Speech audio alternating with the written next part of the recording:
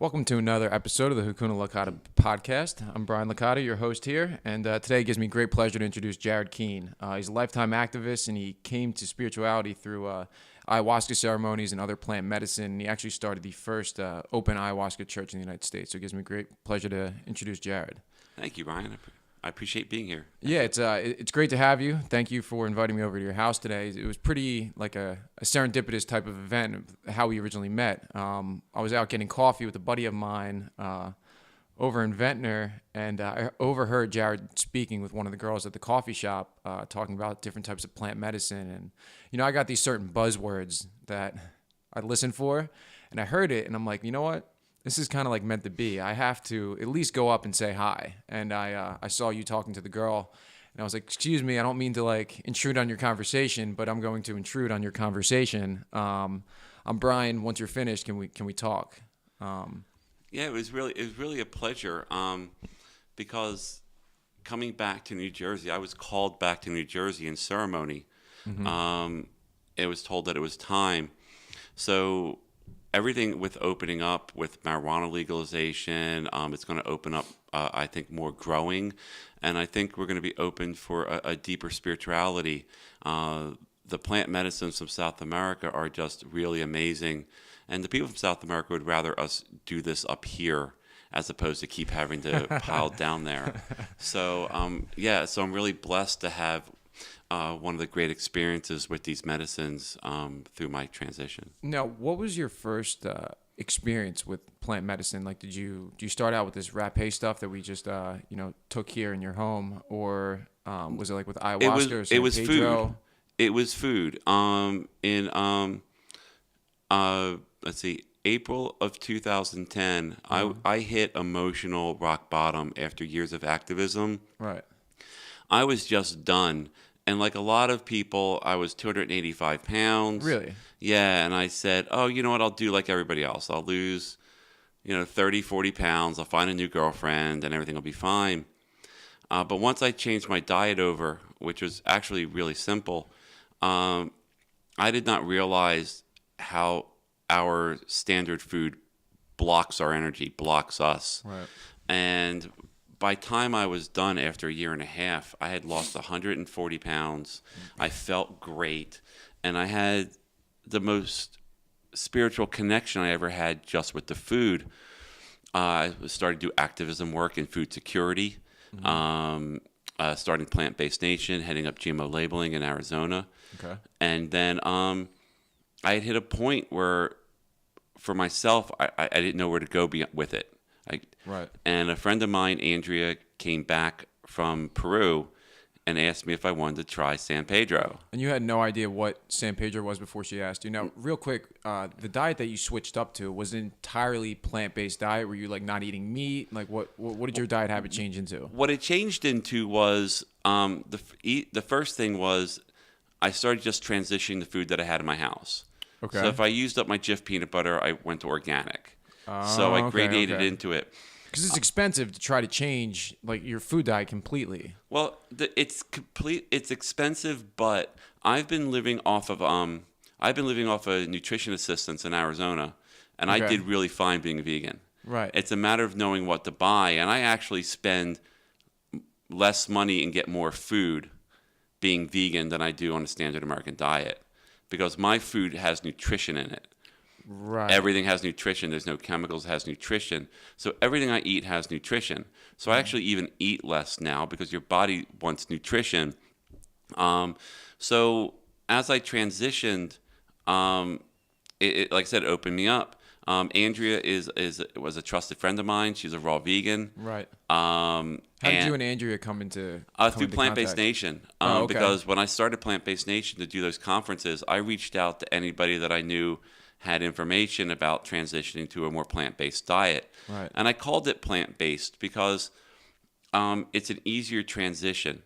If you can eat, I will say this even now, if you can eat 80% of your diet as a vegan diet, right, then the other 20% doesn't matter. Okay. So you can have your meat and everything in there, and we could talk about meat in a little bit if you want. Right.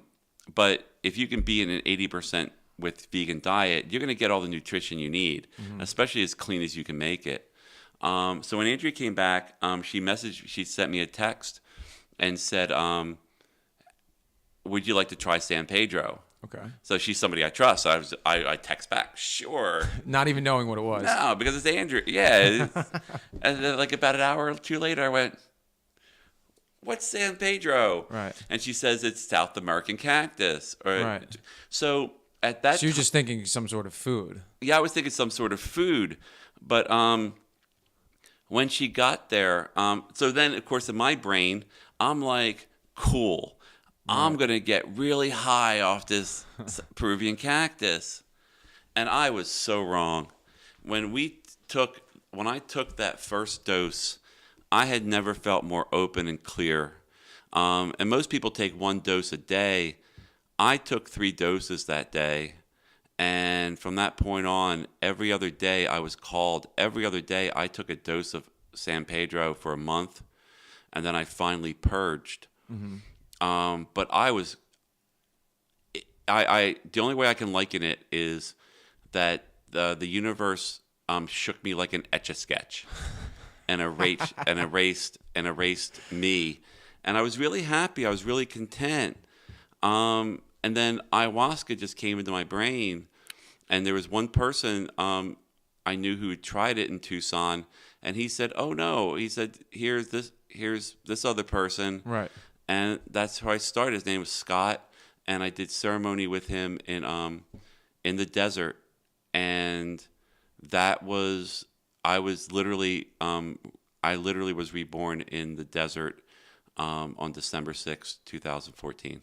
So now, what was the weather like out in the desert at that time? Because I know with a bunch of different psychedelic experiences I've had, I've done LSD, psilocybin mushrooms, and like salvia and some other plant medicines as well, that the setting was always extremely important, right? And there were a lot of times that I abused these plant medicines and I was just using them to get high, kind of like what you thought you were going to do with the San Pedro.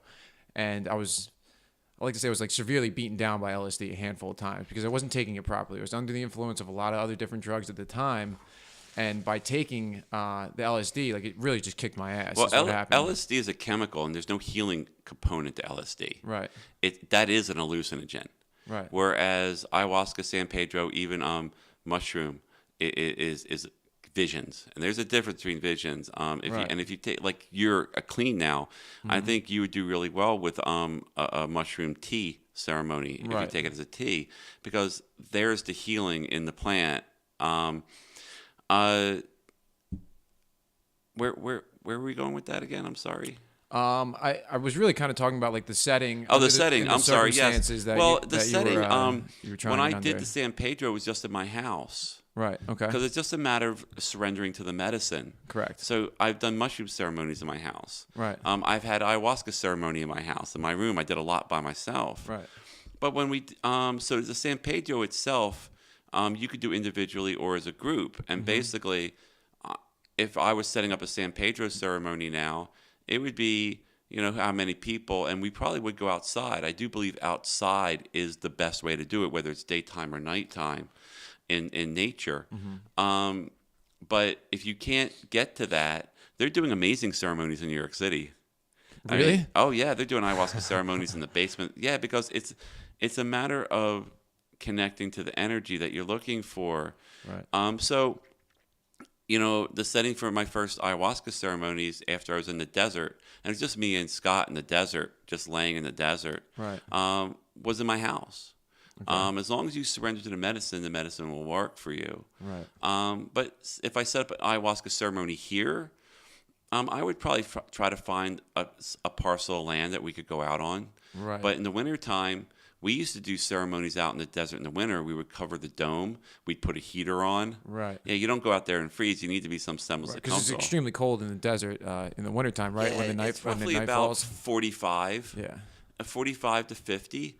But we tell everyone to bring bunches of blankets. And what's fascinating is the desert is the medicine connects with the energy of the desert really well. It's beautiful. In the summertime, we're out there, and it's a more active energy. So when people were in ceremony with the ayahuasca during the summertime, it was a more active energy. But man, once it got cold, It was the energy matches the energy of the atmosphere of the. So if it was December or January and you took the ayahuasca and you bundled up in your, we wouldn't hear anything.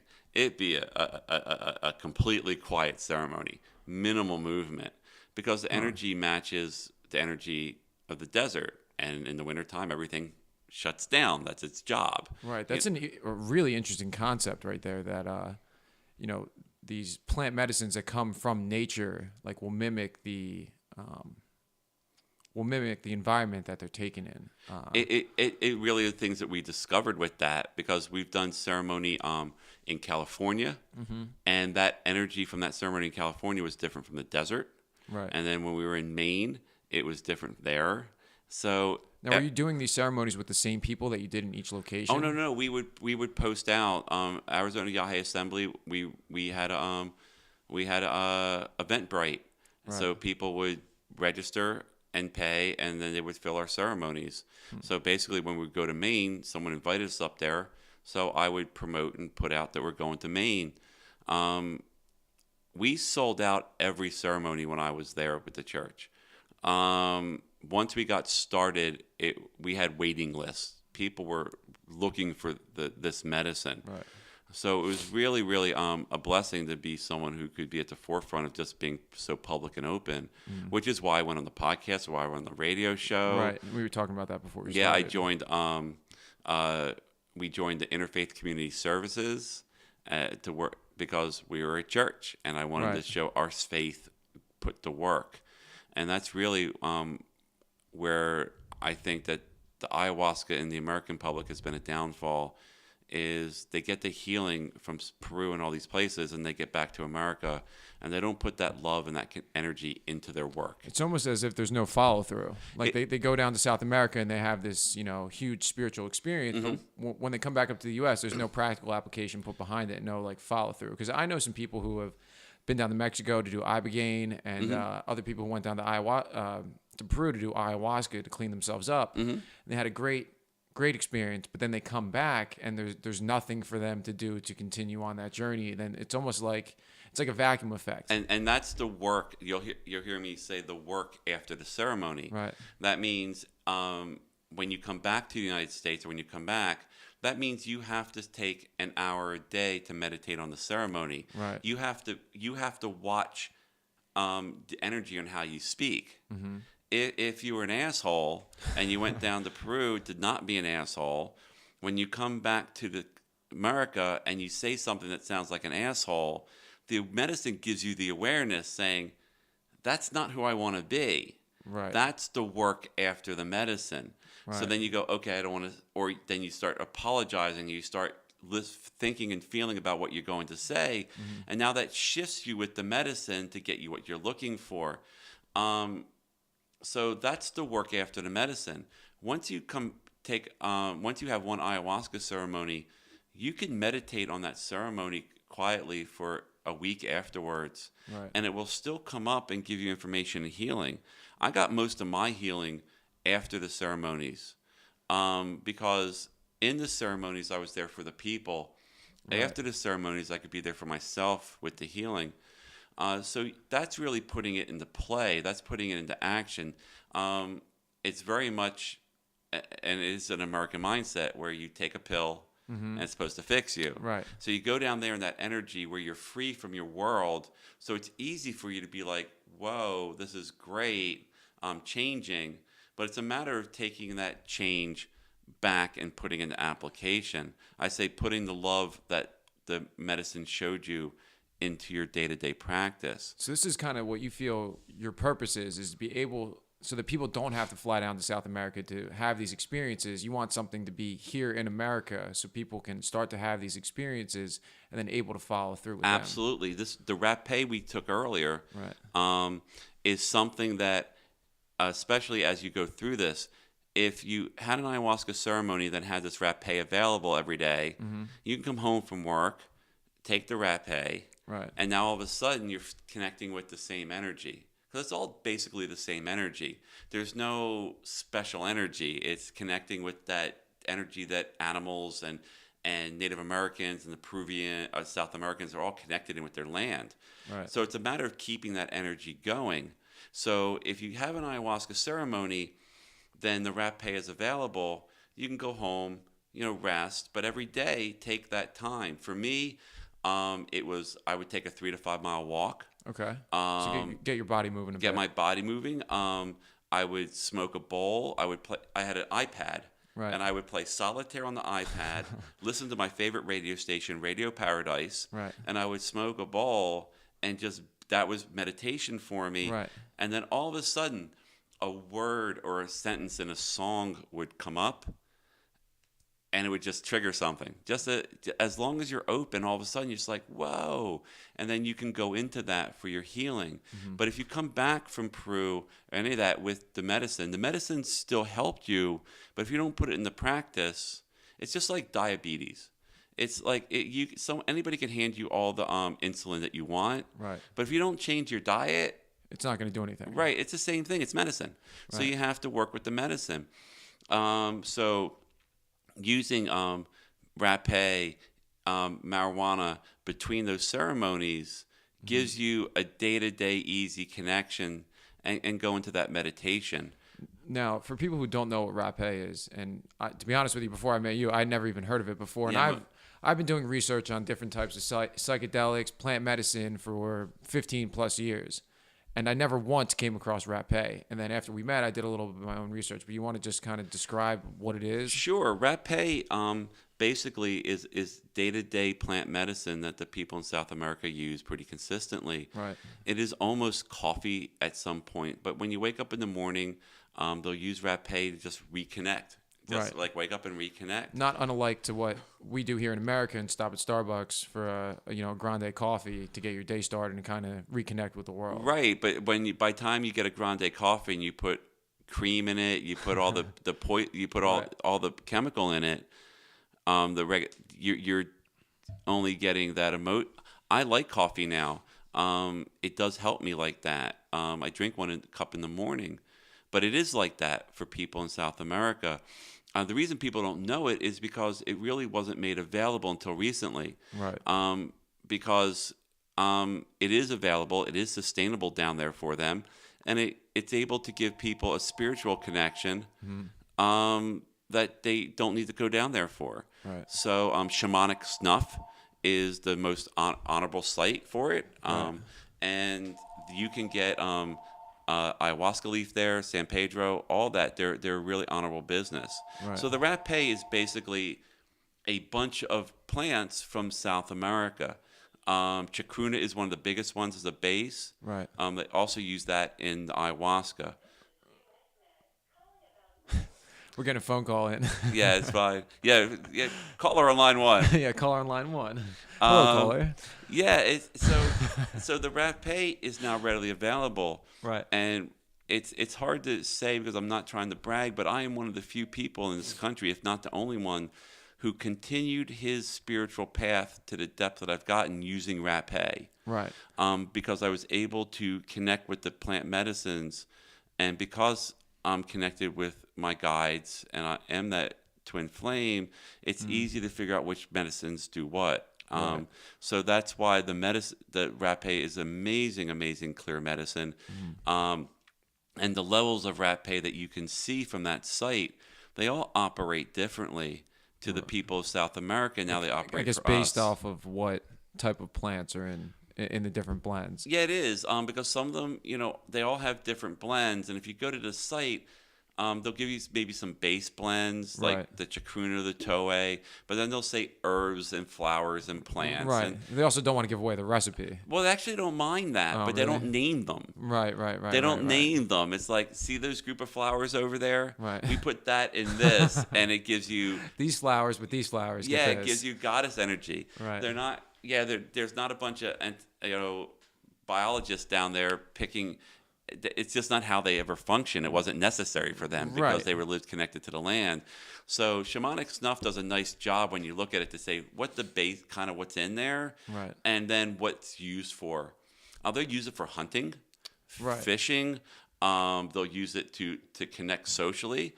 the ayahuasqueros that have the retreats, they don't even take the ayahuasca anymore. Right. They'll have San Pedro during the day. They'll smoke some of their local marijuana, which is Toei. Toei is basically local marijuana. Right. And then they'll take some Rapé, and they'll go Icaros in the ceremony, Right. because they don't need the connection that the ayahuasca gives them.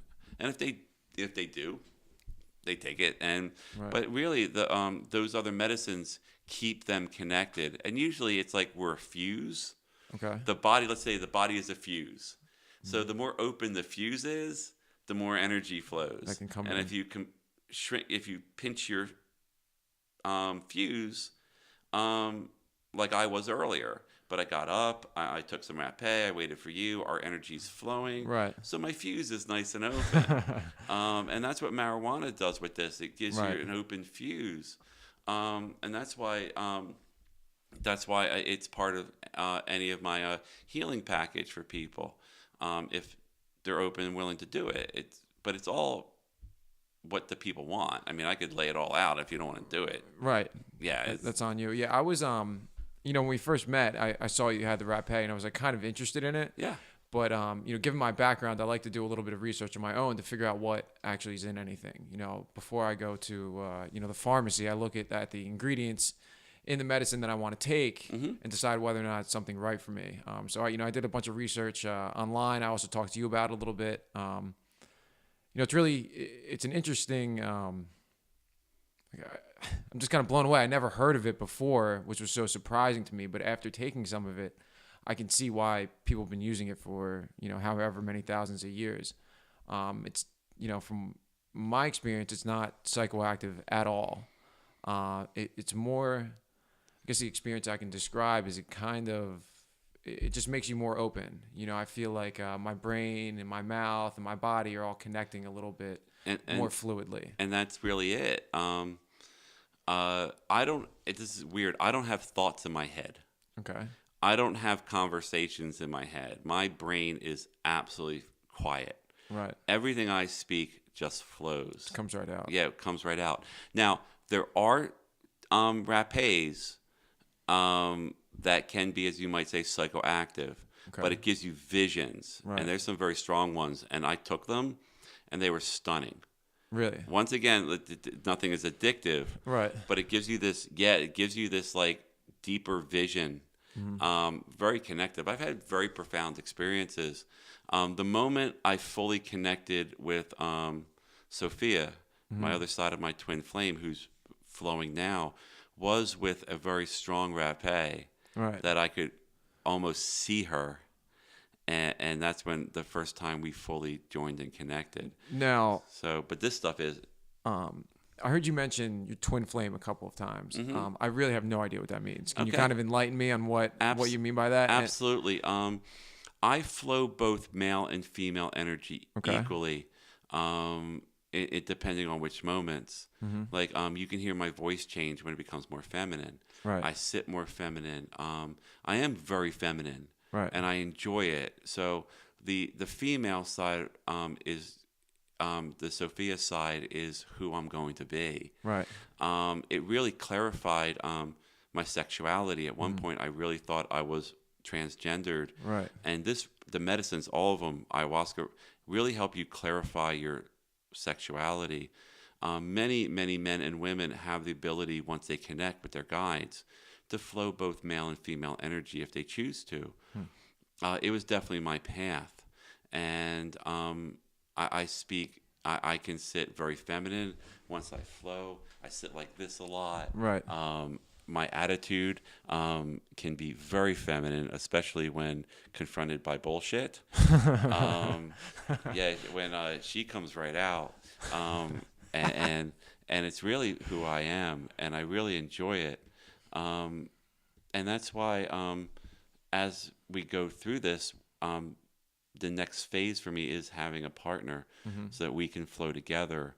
But I'm getting some good marijuana this week, and that's going to complete 99% of where I'm going with my spirituality. Right. But a twin flame has been known through many societies and many spiritualities throughout the course of the last 10,000 years. Correct.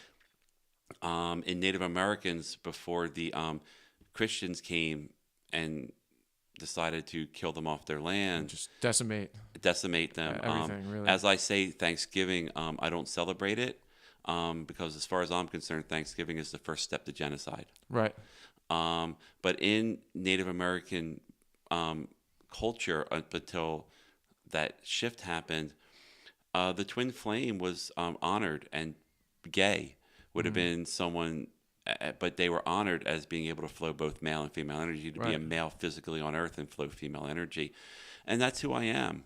And it's been really comforting and enjoyable to have it happen because we're all capable of both male and female energy. It just depends on how much you want to flow. Yeah, the way I always kind of looked at it, and a cousin who's a very close personal friend of mine, the term soulmate is used all the time. And I always said that it's not necessarily a soulmate isn't going to be your sexual partner, but somebody who just kind of connects with you on like a deeper level, more so than anybody else. So, I always say my soulmate doesn't necessarily have to be a female. It could also be a male that I'm extremely close to. And also to the point of twin flame, it's almost as if your soul doesn't really have any particular gender, but how it comes out in two different genders, like in our world, if that makes any sense. You're really close with that. First, the soulmate, yeah, I think is a misnomer. It's just a deeper connection. It's just how we frame it. I've taken the medicine with people I've connected with, and you connect really deep, and that's why I'm waiting for my partner to come, and she will present herself. We'll know, and then when we take the medicine together, that's that deeper soulmate connection that we can have. It goes even deeper than you can imagine because you've cleared everything out. You're now fully connected with all the energy that flows. Right. You're not having anything, no outside things blocking you. There's no outside things blocking. So you can have that deep spiritual partner, whether it's male or female, in your life. But it's in this country right now, you really need to get through the matrix that was created. And that's why even just taking the Rapé with someone who you're dating, you can really see if this is where you're headed. And then the genetics come into play. You are physically born male or female. Correct. But that's the only physical aspect of it. So it is less of a external and more of an internal. Yeah, it's more of an internal where it comes out with gender. Right. So you can flow that gender. I'm very female when I go through most of my day, right, and I'm happy to be that. But sometimes it just needs to be that male Jared at moments. Right. So everybody can enjoy that because you can connect on those different levels. But yeah, you're right that the soulmate is someone you can connect with on a deeper level. And when you take any of these medicines together, like I've had couples come into ayahuasca ceremonies that strengthen their relationship. I mean, deepened it because you can't lie under the medicine. And when you're laying there next to each other, it just clears that out. And you can see the absolute depth of connection that people come out of that ceremony with. Now, that gives them someone they can do the work with. They both experience it. Now they can apply to work. And then that's really my path, is to have that partner. But we're that example of a deep spiritual connection with these healing medicines so that we can do this right here in this country. And that's why I'm happy that I went into the cafe and talked to them, because they are holistic and they're feeling very open to any suggestion, really. Yeah, and of course this is a deeper, more than a suggestion. This is a path for them. So I'm really honored. I hope I can stop driving Lyft and Uber very soon and start going back to my path, which is healing in these ceremonies. Right. Now, the one thing that's always interested me about these plant medicines, a little background that I haven't really disclosed yet, is I used to work in the golf course maintenance industry, and I studied horticulture for a period of time. Okay. And a big part of golf course maintenance is dealing with different types of fungus that, eat plants and stuff like that. And, the mycology class that I took, which is the study of mushrooms, completely blew my mind. Like how mushrooms reproduce, like and I forget all the scientific terms for it, but these mushrooms will spore, and send millions and millions and millions of spores out into the air, and then they'll catch and grow in something else somewhere else. And like, mushrooms are really interesting because it's not really a plant and it's not really an animal. Like they're in their own kingdom, the kingdom of fungi. Yeah. And it's just really weird that you can't classify them as anything else. Like they just are what they are. Like their cell structure is different from that of plants, but it's also different from that of animals. And the stuff that always interested me about South American plant medicine is that this is stuff that's been going on and humans have been experimenting with for years. There's some pretty good evidence that early Christianity is attributed to Amanita muscari and psilocybin, like mushrooms. So, I was just reading something about it last night. I don't really know too much about it, but the article I was reading, it had shown some Christian artwork before the Spanish Inquisition, and there were mushrooms all over it. There were. I am not a fan of organized religion.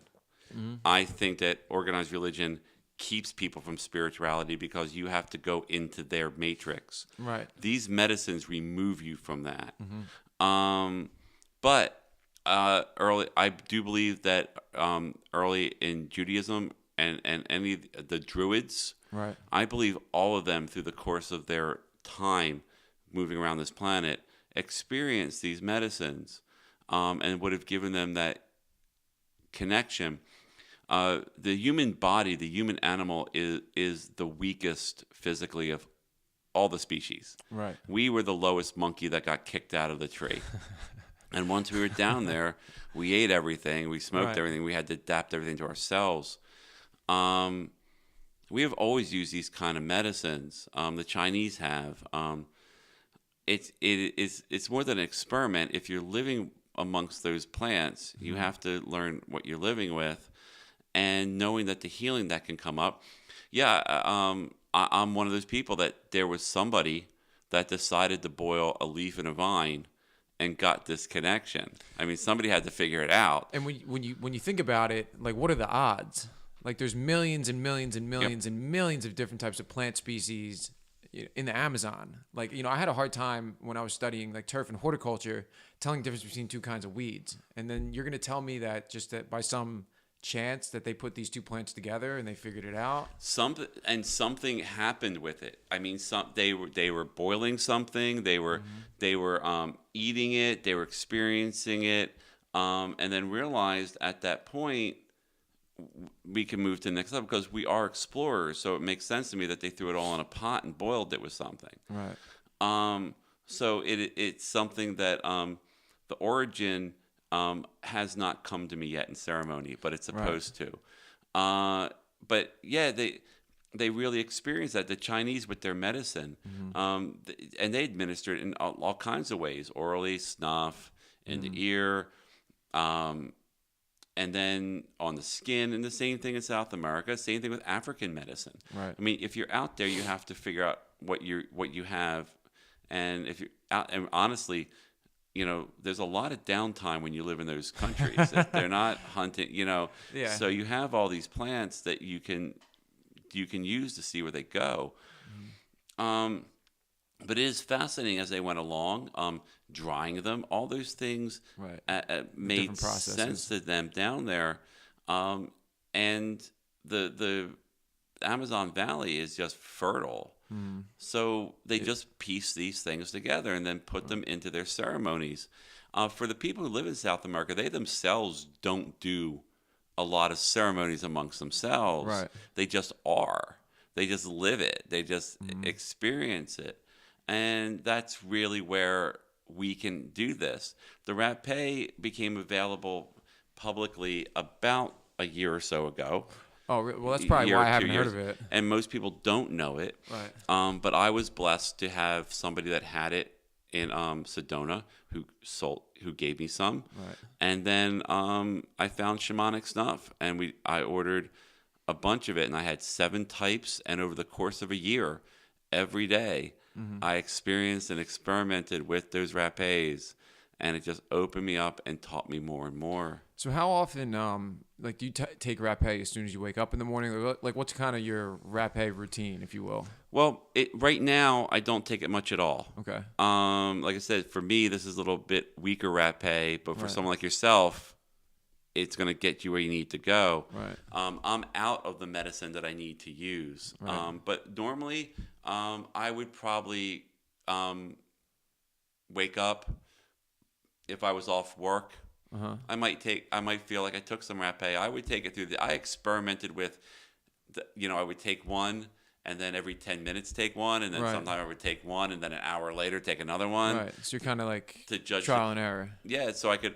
Well, it's really just trial. There is no error, which is the great thing about this. You can't hurt yourself with this. The plants Right. will not hurt you. Right. Ayahuasca will not hurt you. These plants are here just to give you nutrition and heal. So right now, probably in my life, if I had the medicine that I wanted, I would probably get up in the morning and take just a Rapé, wake myself up, clear myself up from the night's sleep, review my dreams. Right. And then That's kind of something I want to get to a little bit further about dreams, but continue. Sure, what absolutely. you're talking about. And then at night, it could be one, it could be two. It depends how I feel. That's why it's fun to do this with people, especially when I have all the medicines, because then you might feel like you want to do one, and I might feel like I want to do another one, but that puts us on a couple different energy levels. Right. So now it flows in a different conversation. But you could do this all day, every day. You could Right. take it at lunch. I mean, you work half your day, take it at lunch, heal up from all the bullshit you had at work, and then Right. go back to your second half, because it's completely functional. Now you mentioned using Rapé as a tool to help you review your dreams. Can you kind of elaborate on that? Yeah, when I would wake up, if I had a vivid dream, I wanted to remove. At that time, I wanted to remove the ego out of it. I wanted to know what those dreams were and look for the symbolism in them. I wasn't really good at it, but Right. you can kind of see it. You can kind of get to what is happening. For the most part, dreams are just filtering processes from that through your brain. But if you sit with your dreams and you clarify, you could find little things in your mind that you maybe need to pay more aware of. But there are energy guides out there that function very well in their dreams. So there are people out there that will experience these medicines, open up and clear up, and they'll get clear visions in their dreams that they can work on. And I've had a few, but trying to interpret a dream or live your life by interpreting a dream, no, you connect to medicine every day. You're connected to spirit. You know right from wrong. And when you do wrong, the medicine looks at you and you feel like, ugh. Yeah. And when you do right, it's like, I got this. So Because what I've noticed about my dream is there's a lot of other bullshit in there. Because what happens with my dreams is that there might be some certain symbolism in my dreams, but it's also bombarded with a lot of other bullshit throughout the day. Say I was doing some sort of certain type of activity that day that I don't ordinarily do. Like that activity will be in the dream and be the basis of the dream, but it really has nothing to do with that activity. Like I like to equate it. There's almost a lot of noise going on in the dream just from your subconscious. That's not really in essence what the dream's supposed to be teaching me. And I think that's kind of the point you were getting at. You are what I'm not. You literally are throughout history. You would be called a dream weaver. Right. So someone like yourself, clean up your diet. I don't know what you eat. I'm just Right. It's not good. I eat a lot of white sugar, a lot of carbs. Yeah, so you're limiting yourself to your spiritual potential because you're doing that. If you cleaned up your diet, and kept experiencing these medicines, your dreams are going to clear up, and you're going to have a clear. You're going to have more of a clear message from your dreams. The guides that are around you want to speak to you in your dreams because that works best for you. So if you cleaned up your diet and started using some of these medicines, I know you don't smoke marijuana, which is cool, but the marijuana, the Rapés, even San Pedro's, if you really healed up through that, you would be a tremendous asset to people because you yourself can read those dreams, Right. and then people can tell you those dreams, and you can sit there quietly under the medicine and help guide them through what they were looking for. We all have different skills, Right. and that ain't one of my skills. I got plenty of skills with this, but that ain't one of mine. And just the way you described it, you can advance through this and really find an amazing path for yourself with healing and helping people. Yeah, I find the things that I'm good at come rather simply to me. And what I started doing is I've always thought there's something interesting about dreams, right? Mm-hmm. And what I started doing is I just have a piece of note, like a notepad Mm-hmm. next to my bed. And as soon as I wake up, I just write everything down as far as I can remember. And really what happens is I start at the end of the dream and I work backwards. I'm Mm-hmm. like, this is the last thing I remember happening. And then I go further back and further back and further back, and more of the dream ends up getting revealed. The funny thing is waking up the next morning and seeing my handwriting, like what happens at 2:00 in the morning. Right, and you can't read it. I can't read it. Or I'm trying to like figure out like what did I mean when I wrote that.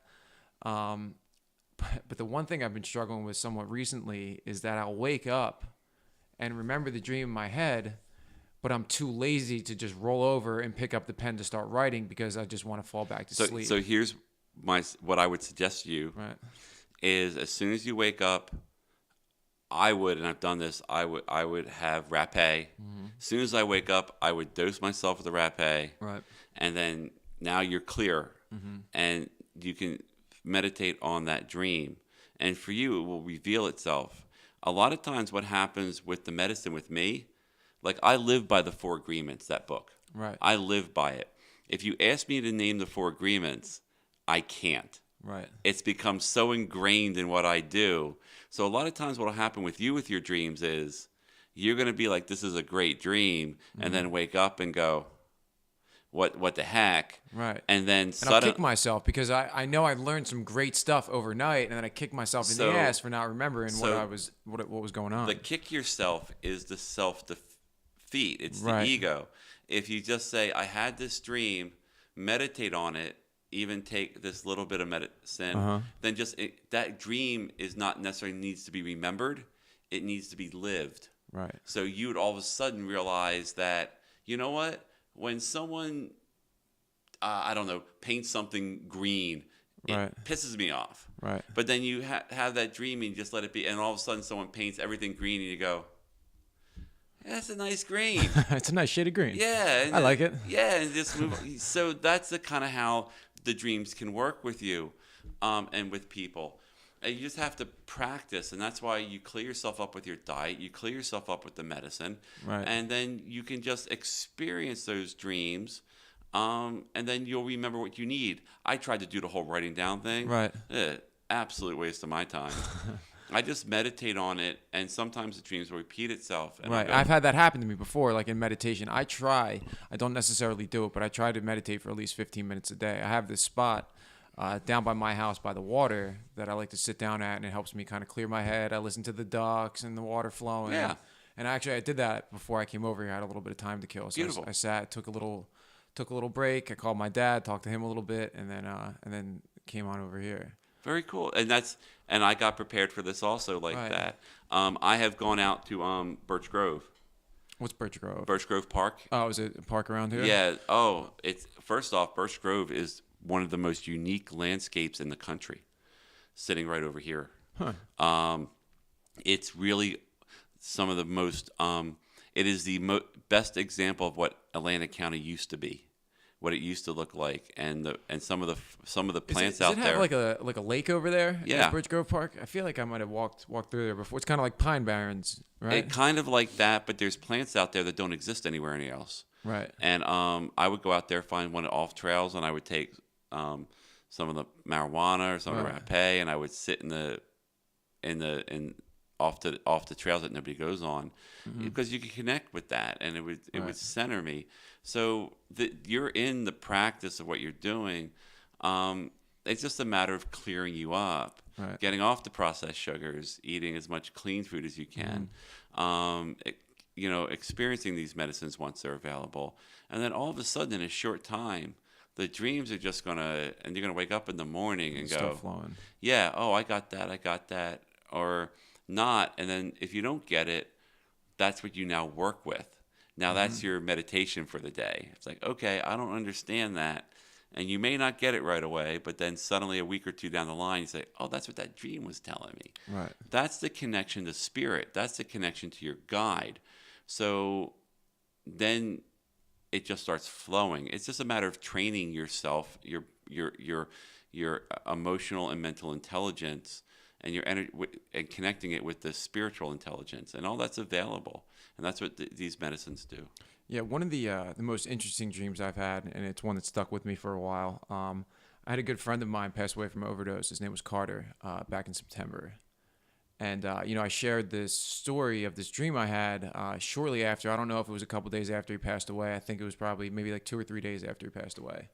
So me and my buddy Carter were sitting in a car, and we were going like up and down these hills, and we get up to the top of this hill, and it was like a really steep hill. So we were sitting almost as if we were on like a roller coaster, like going up to the peak. And there was a city that was on top of the hill, kind of set back up. And it was really cloudy, dark. And there was this lightning storm moving across from the horizon, right? And it was moving from like my right to the left. So at the end of the road that we were sitting on our car on, we either could have went right or we could have went left. So what happened was me and Carter were sitting there not saying a word to each other, and we were just watching this beautiful storm, just like it was really the most incredible lightning storm I've ever seen. It was almost like it was slowed down, and you could see the bolts coming by, you could see the raindrops dropping, and we just sat there. So what happened was the storm came across from right to left and got right above us both, and I woke up. So the way I kind of interpreted that is that, life is kind of like this beautiful lightning storm coming by, right? And it's beautiful to look at. It's amazing. It's wonderful. It can't really be explained. But if you just sit there and watch it, it's going to go by you before you know it. So you need to either make a left turn or a right turn. And none of them were necessarily wrong. Like I remember feeling in that dream that if I either went left or went right, it wasn't a bad decision. It was just a different direction. Is that what, and you had that after he died? After he passed away, yeah.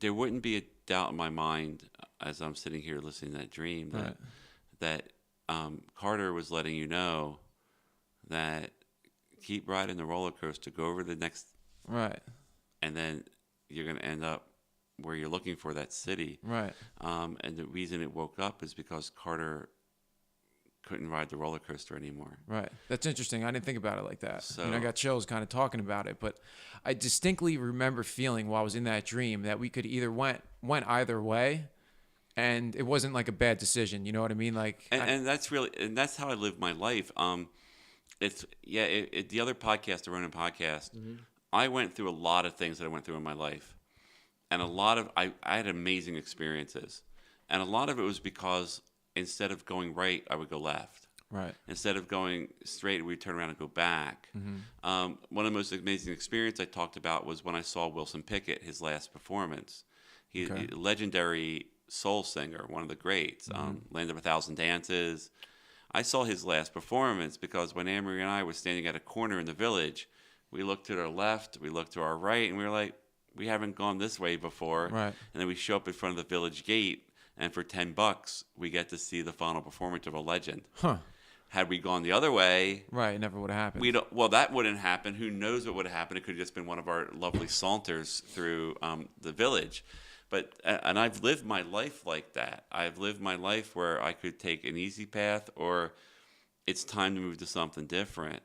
And every time I've moved to something different, it has been a fascinating, interesting discovery.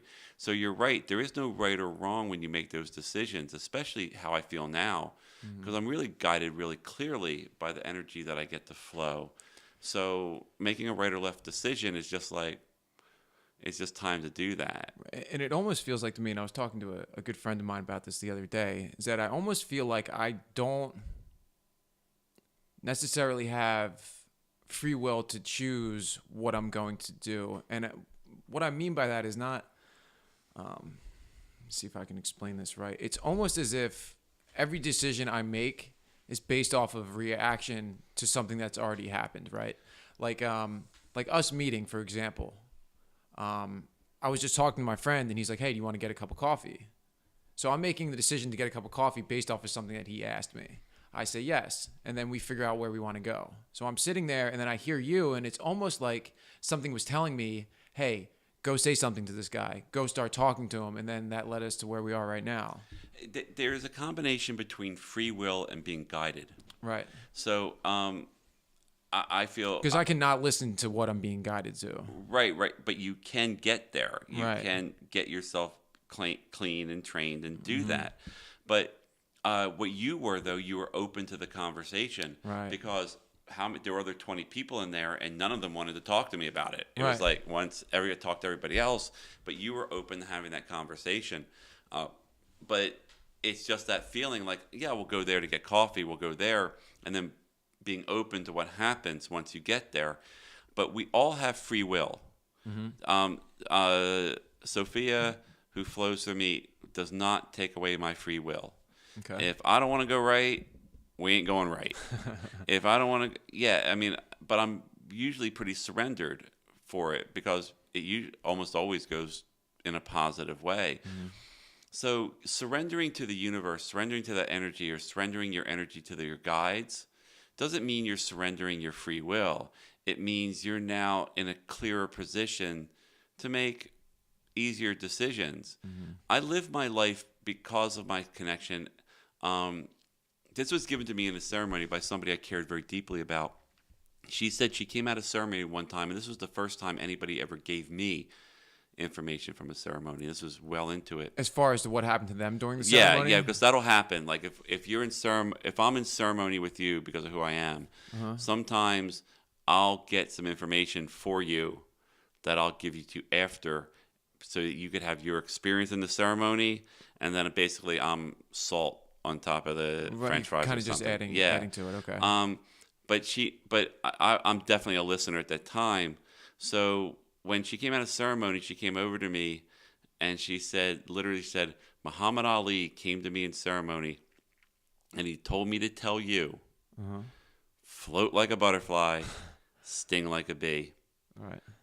I have lived my life ever since that as float like a butterfly. And that's my free will instead of forcing my way through this world. Right. So I walked into the cafe. Right. I chose to. Right. I was guided to do that because it's time for me to go back to work. I was welcomed. I was treated nicely. Right. So I kept going. And that's because I was guided to know that this place would be a good place to do this work. But I didn't know. It was like, go. Now, had I walked in and everyone looked at me like I was crazy, Right. that's float like a butterfly. The butterfly sees crazy wind.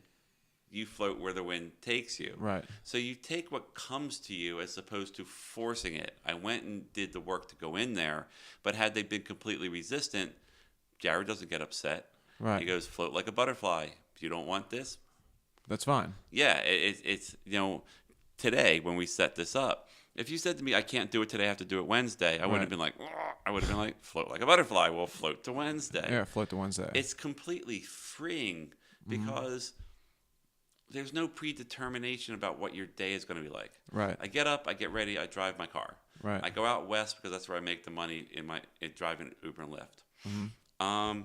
But from that point on, it's a matter of just going where the app takes me, Right. and then responding to the people. So it's a float like a butterfly day, and if I make $40, great. If I make 60, super. Right. It's floating, and it's just so much easier because it's the ego that wants to push through things, and it's when you remove yourself from that, then you realize that everyone's life would be so much easier if they just accepted who was in front of them and then just floated with them or away. I don't make a decision unless I have to.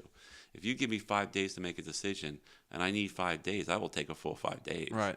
I've done many snap decisions in my life, but now it's the time where either I know, and if I don't know, then I'm going to take every bit you give me.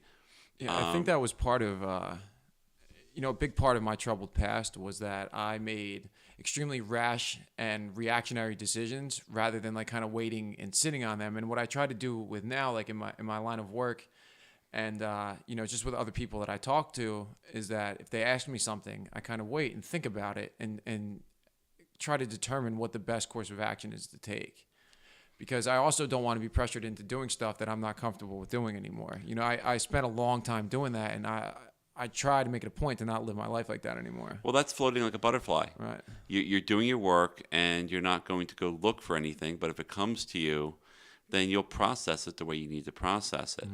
But that's basically floating like a butterfly. This is the work that I do, and we'll say that's the work is a linear work. This is the work that I do, right. And then here comes this. So you don't worry about what's coming from the right or left or what's in front of you. You don't, because you have no control over the thing. Control is an illusion. Right. You're doing your work, and then here comes, this from the side. It's like, okay. Then you deal with it, and it says, good, I get to make 3 days to make this decision. Then you make it in a comfortable decision. I can make quicker decisions because I can feel when people are lying to me. I can feel when people are not honest. I can feel in their heart if they're coming at me in a proper way. And right then and there, I'll know whether I'm going to even do business with somebody. Right. So those are the things that you can experience once you really clarify yourself. I mean, I was a raging freaking narcissist. Right. And all of that's gone. Because once I got to the core of where it came from, with the medicine, for sure. I mean, it started to really wane with the food. Right. I mean, the food was the first big healing. But once the medicine connected with me, yeah, it was great. It's great not being a narcissist. It's great not having too much of an ego. It's great truly accepting people for where they are. Don't take anything personally. Right. That's one of the 4 agreements. 4 agreements. That right. one I remember. Yeah, because you're on your path. The guy across the street's on their path. Right. I can't expect them to conform to my path because that's not fair. They're allowed their own path. Right. So I can accept that, and it's really like cool. So if I get along with the neighbors, but if the neighbor right. comes across me is yelling at me for something, right? You can always chalk it up to having a bad day too. People get in bad moods, They do. They really do. So you have to allow them their bad mood. Right. I live very much that I don't live under the burden of lies, and I also don't live under the burdens of somebody else's shit. Right. I respect it. I will help you in any way possible, but I'm not going to carry it. Right. You're not going to put your shit on my shoulders, and then you go. No, if you have an issue with me, let's talk about it. And usually an issue with somebody is more about yourself than is about somebody else. 100%. And that's why I think, the clear diet and these medications, these plant medications, give you an opportunity to heal up through that. Because a lot of what we're dealing with is an inundation from the matrix that we've created with media, the expectations right. Expectations what a man is, a woman is, all that stuff is non-applicable to an actual human. Right. It's meaningless. And one of the best things I came about, you'll like this, that in that ceremony I told you where I connected with Sophia for the first time. Right. I had a rough ayahuasca ceremony. It was one of my last ones.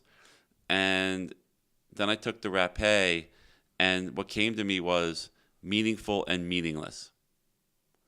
Okay. If you divide your life up into what is meaningful and what is meaningful and what is meaningless, all of a sudden you realize 98% of the shit that we do is meaningless. Right. What's meaningful is food, water, shelter. Right. A loving relationship, and then outside of that, you put meaning onto everything else. We need money, but don't put emotional meaning on that money. Right. Remove the emotional comment. I like doing this, but I didn't put meaning on it until you came here because you have your path and who's going to know. So it removes the emotion. I also talk a lot about emotional content. Okay. Because we put emotional content, and those are the filters that we filter our decisions through. Almost like a lens. Yeah, it's like a lens. But when you have when you heal up, like from diet, when you heal up with these medicines, all of a sudden you realize that money is essentially meaningless other than living. Mm-hmm. Friends in your life either provide meaning to you or they don't. Mm-hmm. My son has meaning. Right. There's not a shift in that meaning. And when I find my partner, that partner will have meaning in my life. Right. But you know, the job, the work that I do, the healing that I do has meaning. Mm-hmm. But driving Lyft and Uber only has enough meaning for me to get out of the house. I'm not married to it. I'm not. Right. So when you divide yourself life into what is truly meaningful and what is meaningless, and you realize that almost most of the stuff that we're inundated with is truly meaningless. Facebook, TV, the news, all of that's meaningless unless you put meaning on it. Right. And when you have no meaning to put on it, it's like, what difference does it make? Mm-hmm. So then you have the opportunity on a day-to-day basis to put meaning on something. If you got hurt, if now there's meaning. Right. You're now having meaning to me because I like you. I hope that we can hang out, talk to your friends. Right. So now I'm putting meaning here. And if you turn around and say, nah, we're not going to do anything after this. Right. So I didn't put the emotional content. So when you look at your life story and your inventory of your life, and you realize that we put emotional content onto like a picture.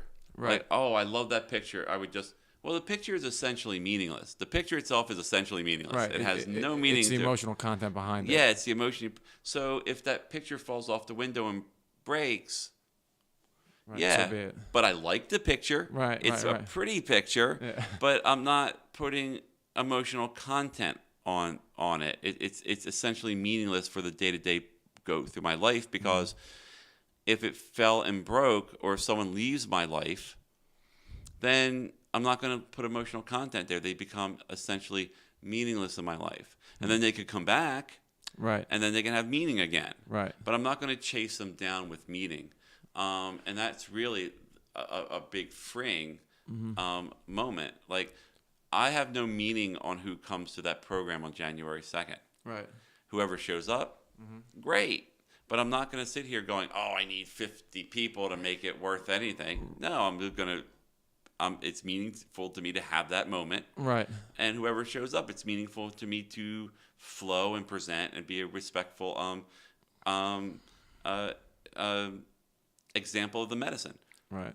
But It's almost as if, like, kind of like I'm reading between the lines of what you're saying and kind of equating it to something else. It's that you're not putting emotional attachment to really anything. Like, you're putting emotional attachment to the experiences that you have with other people and other things, but the actual physical object is irrelevant. it is, and it doesn't mean that the humanity is not irrelevant. Right. It just means that I'm not going to put a deeper emotional content there that needs to be. If we become friends, more friends, you get a deeper emotional content. Right. I've been in relationships where I put emotional content there and the person walked away. Right. You can't be angry at that, though. Yeah, is what you're saying. It's their path. So I have the pain, heal the pain, because the human me still has the pain. Right. But I'm not going to chase them down with emotional content. I'm not going to make their life miserable or a year from now going, oh, I wish I was with. No, Right. You can provide as much meaning to anything as you want, and you can remove meaning from anything that you want. And you're right, it really is the emotional content to it. And that really is freeing because then you can really put the amount of emotional energy to things that are meaningful for you. Right. So if my partner is meaningful for me, my son is meaningful for me, I put the full emotional content into that. But you don't have to do that with everybody. Right. And it's not necessary. Only those things that are valuable to your life. And I own very little personal possessions. Right. I have stripped down to like a box. I could pack up my stuff in 20 minutes and go. Right. Yeah, I'm kind of like that too. I'm starting to gain some more material things, but I lived for a very long period of time that I could pack everything up into my trunk in the backseat of my car and fit another person up front with me, and then go. Yeah. I don't know if that's really a like an escape mechanism or really what it is, but I just kind of like to not like have all this stuff. So if at any given time I want to go and move somewhere else, like I'm able to do that. Like I don't have any attachment to like any one area in particular. Then you would have to look at the reason it's an emotional attachment for you. Right. So if you say it was an escape, and that could be that for you, it could be like, I need to know that I can get out of wherever I am. I think that's what it was. And it could be. For me, it's just a matter of, it's all just fucking clutter. Right. Stuff. It's all just stuff. Shit, really. Yeah. I mean, I have my laptop because I need to use it. Right. My phone, I need to use it. Mm-hmm. But if I had a partner that said, yeah, you don't need to do emails anymore. Here, go. And I'll remove meaning from it.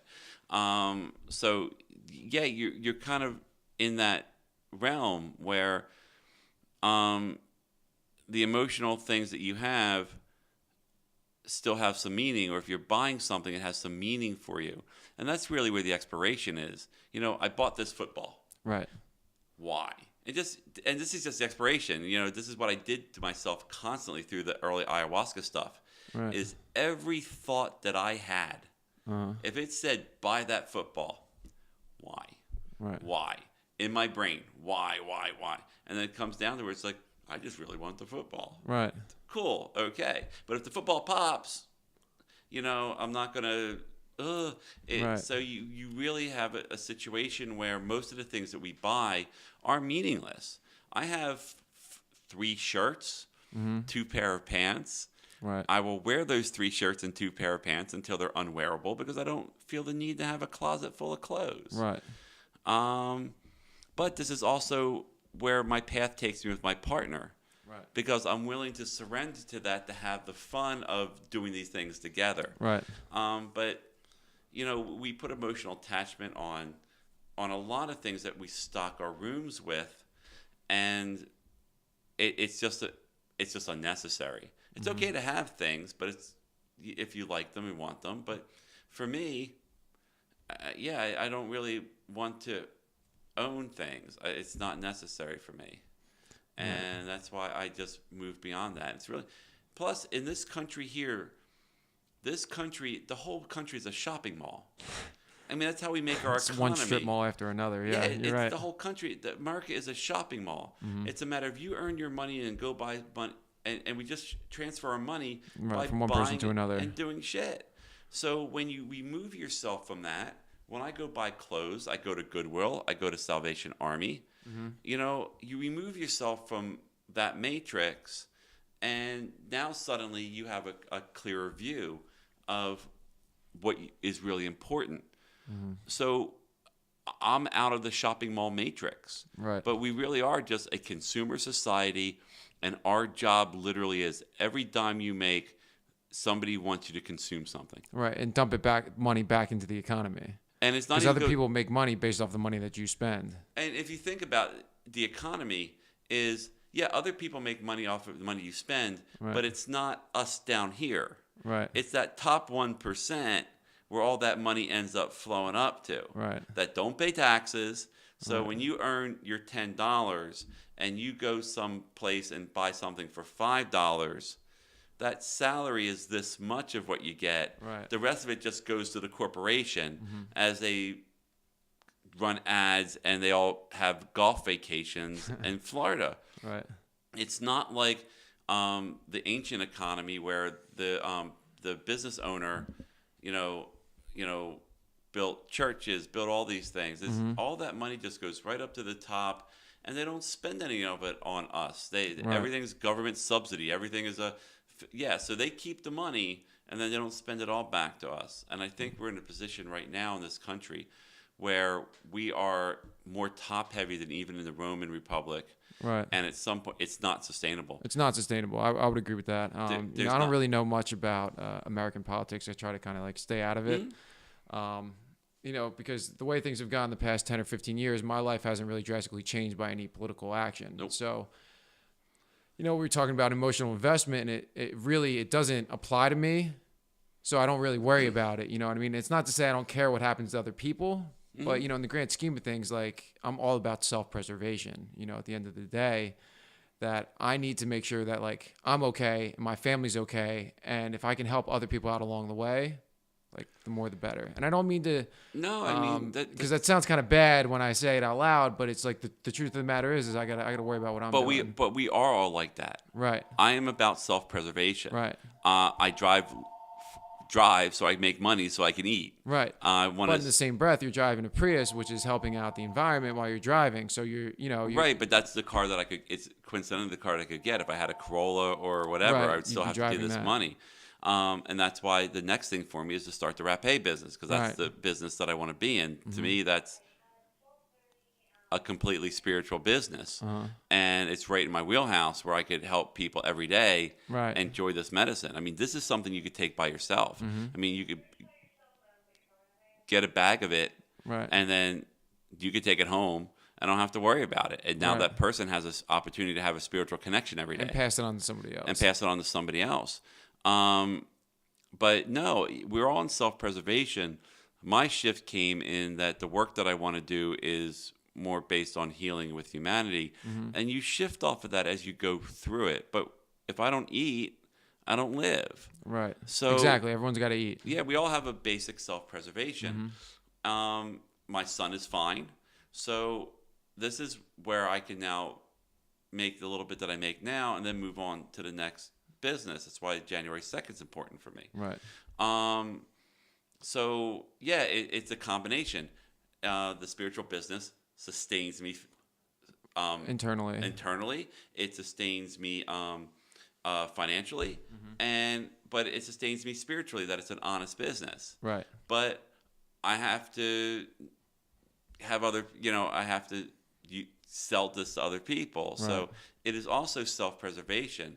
I'm not going to live in a tent out at a park while right. I'm going to make sure that I'm taken care of. Of course. And that's also part of the spiritual, the new spirituality with this connection that I have. We can all have this connection, and you realize the balance between taking care of yourself and understanding that if you take care of all those people around you, then you have this almost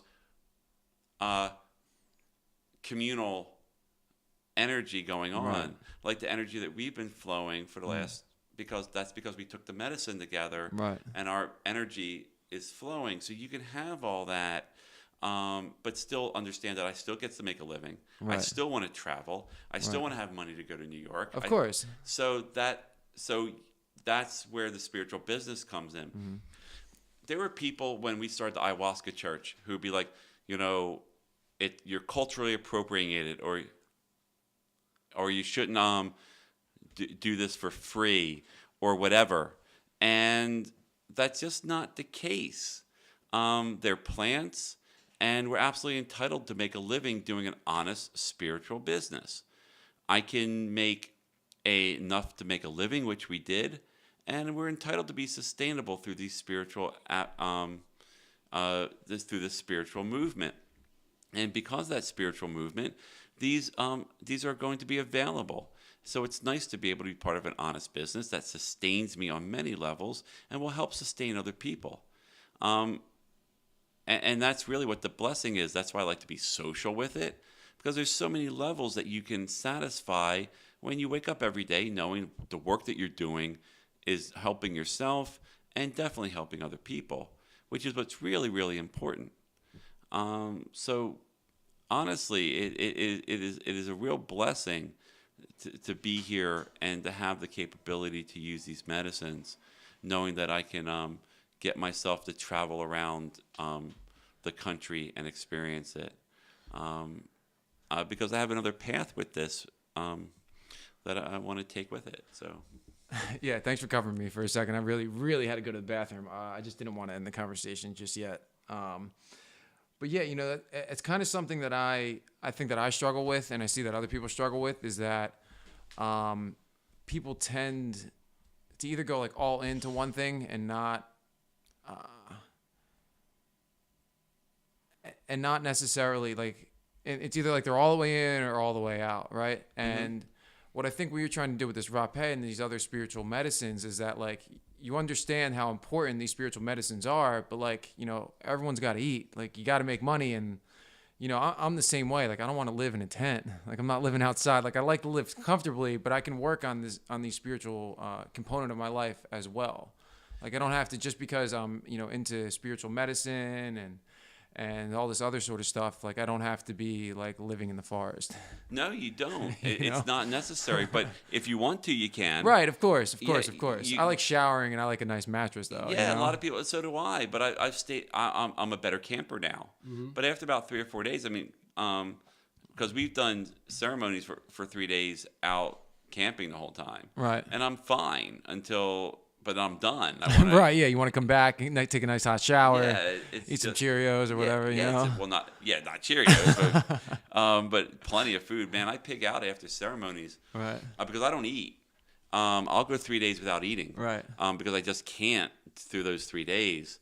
But man, once we come down after that on that fourth day, it's like show me a buffet, Right, and, of course. and I'm done. It's really. I think this is where I talk about marijuana for a minute, because I really think that marijuana represents the old new economy. Everything's going to be local. Right. The marijuana growers all know each other. There's competition, but not cutthroat. You're going to be able to have, let's say, 1,000 small farmers now growing, and now they could create their own economy with the marijuana, removing all the other stuff with it. The same thing with the rapé, and they make their money. They make very good money, but they also know that they can't charge $500 for an ounce. No one's going to buy it. Right, no one's going to buy it if it's ready to come by. I mean, I remember I used to sell weed for, I'd sell a quarter pound for $1,600. Like, that doesn't happen anymore. No, in Arizona, it's pretty easy to get because it's been legal there medically for a while. Right. And it's $200 an ounce for good stuff. Right. That is fair price. That is the fair price. The growers are fine with it. Right, and the consumer's fine with it. And the consumer's fine with it. So, yeah, so as a grower, you make, I'm just throwing out a number, I don't know. So as a grower, you make $500,000 a year. Right. Well, great. All you do is, and now everyone gets $200 an ounce. Right. So everyone gets their medicine. Everyone's eating, really, Everyone's too. eating. You don't need to make more than that. Right. So this is really the self-sustained local economy. No one's going to buy Monsanto weed. No one's going to buy R.J. Reynolds weed. Right. They're not. Right. You're not going to buy anything like that because they're going to know the grower locally. You're going to be able to go to the apothecaries, and you're going to know them. They'll end up having social areas, and so you're going to remove the corporation from this economy as we move to this new economy. And I think here in New Jersey, it's really going to boom. Right. I think we have some of the best soil around in South Jersey in particular. I mean, you go up to Hampton and they got some of the best blueberries, tomatoes, corn in the world. And once they start cleaning up instead of growing it organic, because the people who are going to be coming to the state once this goes legal are people like myself that want cleaner food. Right. We're going to shift the economy of the state to an organic economy with clean marijuana, because I'm not going to buy your marijuana if you're spraying it. Right. And I know some people have done it. You're going to have to be clean in what you do. And, the beach is going to be amazing. In Atlantic City, they were smoking in the beach all summer long, just out open. Nobody had a problem. Why? Because everyone's high in the beach. There's no crime. Yeah. It's really going to... I think Atlantic City is going to become more like the 80s and the 70s now. Right. And I think that this economy is really an old school economy where, you didn't have one farmer growing every ear of corn. Right. Joe grew corn. Right. Next to him, Ted grew tomatoes. Right. If Ted's corn wasn't clean, we didn't... Yeah, you didn't buy his corn. We didn't buy it. That's why the GMO labeling, for me in my life, other than my spiritual movement, was the GMO labeling initiative in Arizona. That was the most rewarding and politically and social movement that I'm the most proud of. Right. Because we now have clean organic food because of that movement and what we did with it. So we're now coming into a state where This state is behind the freaking times. To get organic food here at the JRs is pulling teeth. But even in Arizona, you can go to plenty of places and get a great variety. Right. I helped my mother out quite a handful of times of growing her own vegetables in our backyard. And it was really simple. I mean, the soil that we had in her neighborhood, we didn't do anything to it. We gave it a little bit of, organic fertilizer. The best stuff I like to use is a granulated, it's actually emulsified fish. So they take fish, pretty much just put it in a big blender, liquefy it, and then you spray it, and it's really good for like root growth, high in nitrogen, a bunch of other amino acids and stuff like that. The vegetables were killer. They tasted great. We didn't really do anything but water them, And you, in the small grower, you can do that. Right. But the New Jersey farmers have gotten lazy. Right. They're spraying. The farmers market produce I got was obviously sprayed, and I can tell you, even in Arizona, which with was price too, it's cheap to do it like that. Yeah, but you don't need to do it like that. No, you don't need to, but it's if you look up Avalon Gardens in Arizona, they have an amazing growing component. It's all growing. It's all rainwater harvesting, and they don't spray anything because what they do is they use you would know this, complementary flowers. Right. If they're growing this, there's a flower that the bugs would rather eat next to that. I used to do that with I call them trap plants. Yeah. And what I would do is I would plant, like say my cucumbers are getting hit really hard, right? And I knew that they get hit hard around this time each year. I'd plant a couple on the outside of the garden, maybe 10 or 15 feet away, and I'd juice them up so they're growing really big. And all the bugs would just murder those plants, and then they wouldn't touch the ones in my garden. Because the bugs got to eat too, you know what I mean? How can I really be mad at a bug for trying to eat when all I'm trying to do is eat the plant too? And that's why if you plant the flowers around there, they don't even get to the cucumber. Right. They go right to those flowers. Right. You do that with geraniums for rabbits. Yeah, geraniums, but there's a whole bunch of... So if you go out there, they're growing fruit trees in the desert through rainwater harvesting. That's crazy. Yeah. And a fruit tree is not supposed to grow in the desert. No, but because they're rainwater harvesting, they're able to take care of the soil, and everything's organic and clean. Right. And that's what people are moving towards, and that's what they want. New Jersey is prime for this. The growers in New Jersey have been lazy. I was really disappointed at the farmers markets. The stuff looked good, but as soon as I tasted, my lips went numb. Right. I'm not going to spend farmers market money to get my lips numb. I'll go to the grocery store and get at least the organic food. Right. I think this whole state is about to shift radically under this governor. The marijuana is going to be legal probably by March. Yeah, I believe that. And once that happens, he's run on the platform that he's going to sign it. If he doesn't, there's going to be a revolt. Right. Because everyone's ready, and it's going to happen. And then once that happens, you're going to see a change in how we grow our food, because the marijuana growers are not going to put their marijuana into ground that doesn't support clean growing. Hopefully the people who get into growing it aren't going to be like that. Well, the ones that I know are coming out here are not poisoning their marijuana because it's not worth it. There's no money in it. Yeah. Aquaponics. I'm a big proponent of aquaponics as opposed to in-ground growing. Right. It saves water, and you can grow just as much. And the soil itself is clean soil that you grow in. Right. So I think we're going to start seeing a more combination growing in the state. But they need to clean up the produce. They need to go back to real organic produce, and they would make more money than they even have now because people want to buy it. The restaurants in New York City want clean organic food.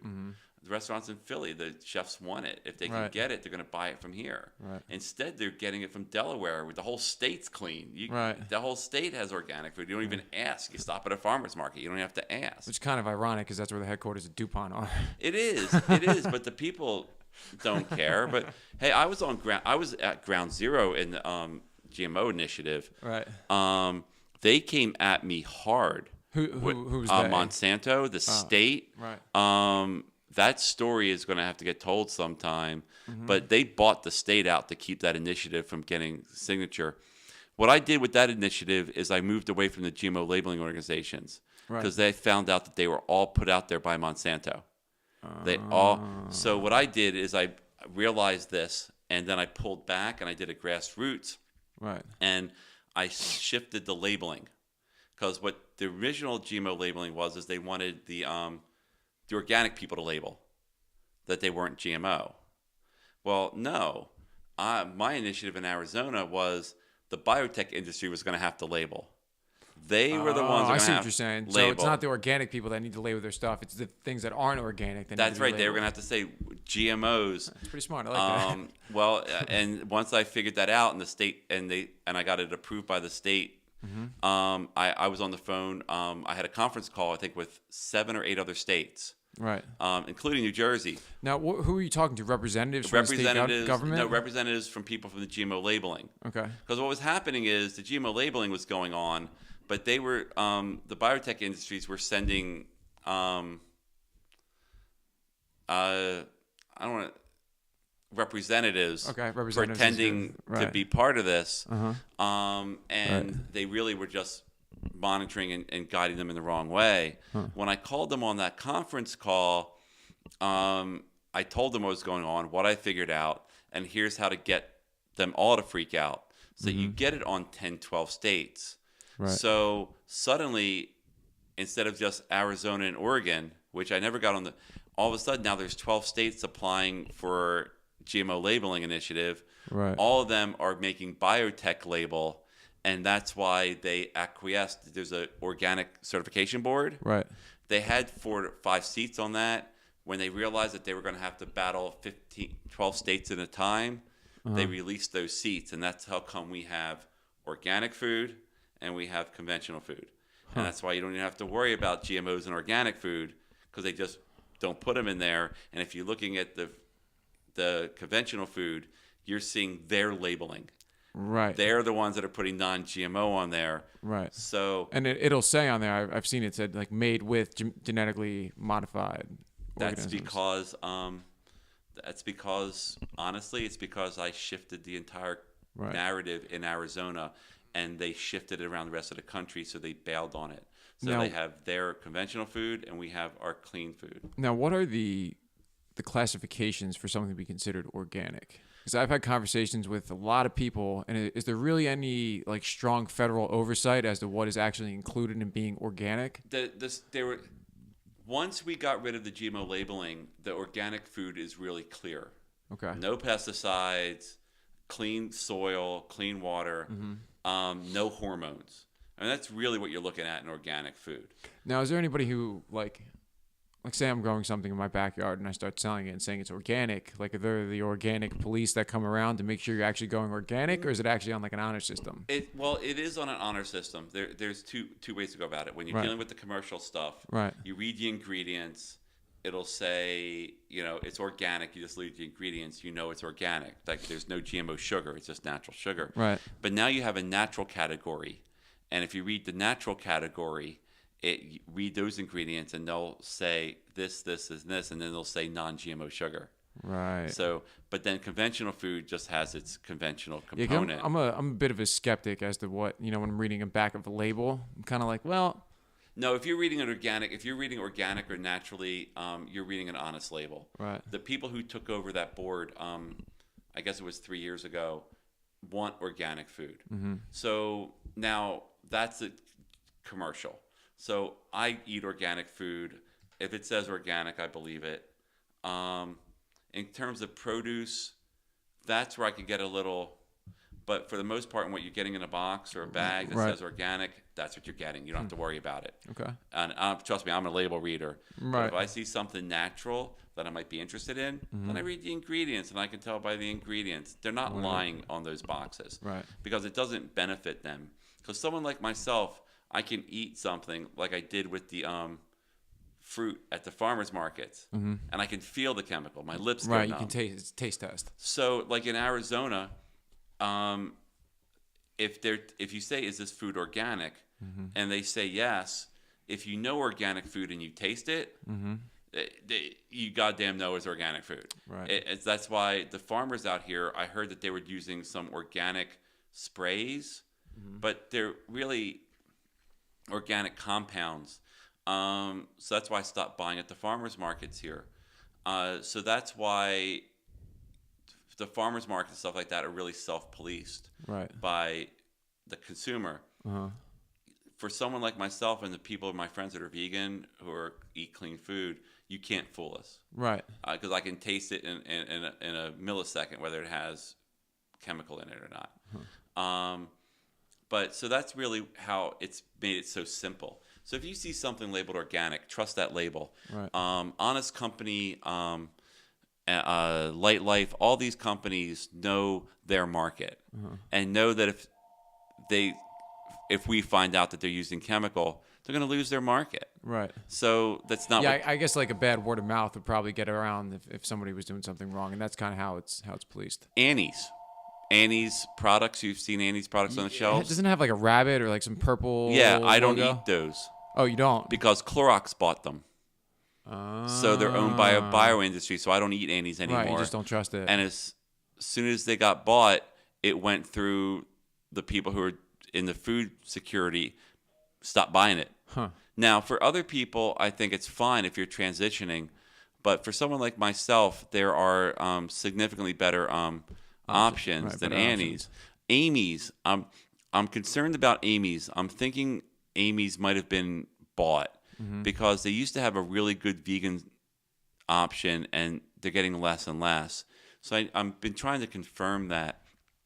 So yeah, we have the people who want clean food. You know where to look for it. We know how to look for it, and we can tell. I can tell immediately. So that's really, the consumers have really spoken up.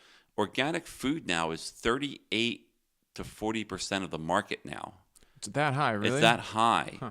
Yeah, around the country. This state is so far behind. I'll leave it to New Jersey to be the last one to pick. Well, yeah, it's time, but it's going to start shifting because even me as a happy weed smoker, man, if I eat some, I can't. If I eat some, I don't even want to eat anything that isn't clean anymore. Right. It just why, especially when the food that I get is clean, and there's plenty of fun vegan junk food that gives you nutrition. Right. So as far as I'm concerned, all plants are medicine. They shouldn't need to be, but this country created a situation where we have to have clean food to clean up from everything we deal with. Right. If you're looking at Europe, they don't spray at all in Europe. You don't even ask if it's organic. It just is. It just is, yeah. That's like the common trend. We're the only country left where we have to have two distinct certifications so that people can get clean food. The GMOs are not functional anymore. The Kansas land are almost barren because they could not keep up with the market, and the experiment is dead. So at some point, this country, over the next, I think, 5 years, we're not even going to have to deal with organic and non-organic produce anymore. Well, I hope so. I hope that's what the future lies. Yeah, but if you see something labeled organic in this world right now, you can trust it. Yeah. So now, I kind of want to wrap it up here. I'm losing a little bit of time left on the tape recorder. Oh, sorry. No, Sure. no. We can do this again anytime you want. I would love to. I'd love to. Anytime. It was a great conversation. I can't believe we're over an hour and a half right now that we've been sitting here talking. It feels about like it was 20 minutes or Yeah, so. that's what happens. Now, do you have any like kind of call to action, what you want people to be like kind of on the lookout for? Any final words you want to give out to the world before we, break and until we meet again the next time? I think the next call to action is to continue pressing for clean food. The next call to action is clean water. Right. That was the next thing going on is water rights. Make sure you have clean, clear water rights. In Arizona, Monsanto and all those people that were experimenting with GMOs got tax breaks and never had to pay for water rights. Right. So water's next. And I think looking around the country, it's time for a spiritual movement. And I think it's time for us to open up to cleaning up with these medicines and get to a real path back to where the Native Americans were here and the people around Peru and Africa, and even the Aborigine in Australia, a connection to the land, which is what we had, and a connection to spirit, and these are all available. So I think really clean water, clean food, and a good, clean spiritual path. That's the call to action. Get involved. Don't donate to nonprofits. If something needs to be done, get the work done. I like that. Yeah, I'm very much against nonprofits. Right. I very much feel that if The SPCA needs donations. Gather up and take the money down to the SPCA. If somebody needs help in their home, gather up and go do that. Don't just keep putting money into these nonprofits like the cancer societies and diabetic societies, which don't resolve anything. They just keep promoting the same crap while everyone gets a job. So that's really do it yourself. Yeah. All right, Jared. Well, I really want to thank you again for for having me over your house, letting me try some of your Rapé snuff, and really for just spending the time with me. It was a great conversation. My pleasure. I hope we can do it again. I'm always up for this. And maybe next time, how about we talk a little history or something, pick up some history topics. I would love that. And we'll get off of this and have some fun because I have some real expansive knowledge from history from my guides. Oh, that'd be awesome. Yeah. I want to thank everyone again for tuning into the Hakuna Licata podcast. I was here with Jared Keene today, and please stay tuned for the next episode. Thanks.